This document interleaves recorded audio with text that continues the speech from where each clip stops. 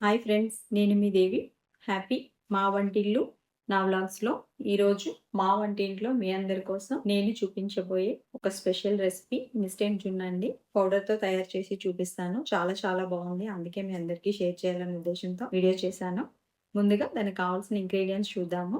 ఇది జున్ను పౌడర్ అండి. ఒక ప్యాకెట్ తీసుకున్నాను. ఇది 1/2 లీటర్ పాలు వరకు ఒక ప్యాకెట్ పనికొస్తుంది.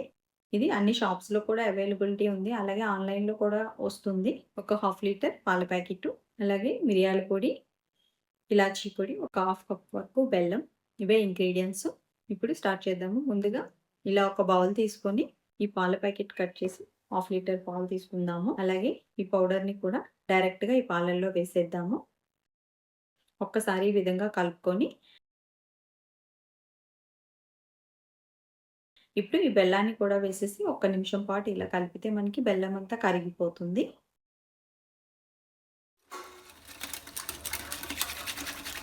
చూడండి, బెల్లం కరిగిపోయింది. ఒకసారి బాగా కలుపుకొని ఇప్పుడు ఏ కుక్కర్‌లో మనకి ఏ గిన్నె సెట్ అవుతుందో అలాంటి ఒక గిన్నె తీసుకుందాము. ఇప్పుడు ఈ పాలను మనం స్ట్రెయినర్‌తో ఫిల్టర్ చేద్దాము. ఎందుకంటే బెల్లంలో ఉండే ఇసుక కానీ, డస్ట్ కానీ పోతుంది. ఇప్పుడు ఈ గిన్నెలోకి ఇలా డైరెక్ట్‌గా ఫిల్టర్ చేసి తీసుకుందాము. ఇప్పుడు ఫిల్టర్ చేసిన ఈ మిశ్రమంలో ఒక స్పూన్ ఇలాచీ పొడి వేసుకుందాము. అలాగే ఒక 1/2 స్పూన్ మిరియాల పొడి వేసుకుని బాగా కలుపుకుందాం. మిరియాల పొడి జున్నులో ఫ్లేవర్ చాలా బాగుంటుందండి. మా వాళ్ళందరూ వేస్తారు నాటు జున్నులో, అందుకే నేను దీంట్లో కూడా వేసాను. ఇప్పుడు ఒక కుక్కర్ తీసుకొని దీంట్లో ఒక ఫుల్ గ్లాస్ వాటర్ పోసుకొని ఈ గిన్నెని ఇలా డైరెక్ట్గా ఈ కుక్కర్లో పెట్టేసి దీనిపైన ఒక ప్లేట్ మూసేద్దాము. అలాగే ఇప్పుడు కుక్కర్ మూత క్లోజ్ చేసేసి విజిల్ పెట్టకుండా ఇది స్టీమే చేయాలి. విజిల్ అవసరం ఉండదు.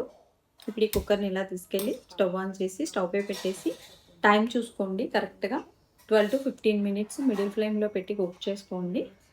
దానికి తగ్గట్టుగా మీరు వాటర్ పోసుకోండి. ఈ విధంగా మనకి స్టీమ్ వెళ్తూ కుక్ అవుతూ ఉంటుంది. 15 నిమిషాల తర్వాత ఆఫ్ చేసేసి ఒక 5 నిమిషాలు అలానే వదిలేసి ఇప్పుడు ఒక్కసారి ఓపెన్ చేసి చూద్దాము.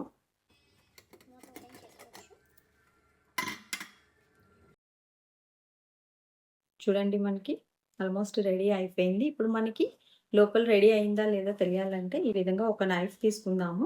ఈ నైఫ్‌తో ఇలా గుచ్చి చూస్తే చూడండి, మనకి నైఫ్‌కి ఏమీ కూడా అంటుకోలేదు. ఎలా పెట్టిన నైఫ్ అలానే బయటకొచ్చేసింది. అంటే మనకి జున్ను మంచిగా రెడీ అయిపోయింది.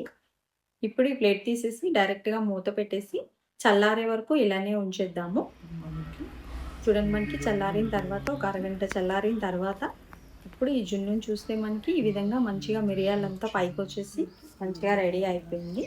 ఇప్పుడు మీరు ఒకవేళ చల్లగా తినాలి అని ఇష్టపడే వాళ్ళైతే ఒక 1/2 అవర్ దీన్ని ఫ్రిడ్జ్‌లో పెట్టేసిన తర్వాత బయటికి తీసుకోండి. లేదు వేడిగా తినాలి అనుకుంటే డైరెక్ట్‌గా తీసేసుకోవచ్చు.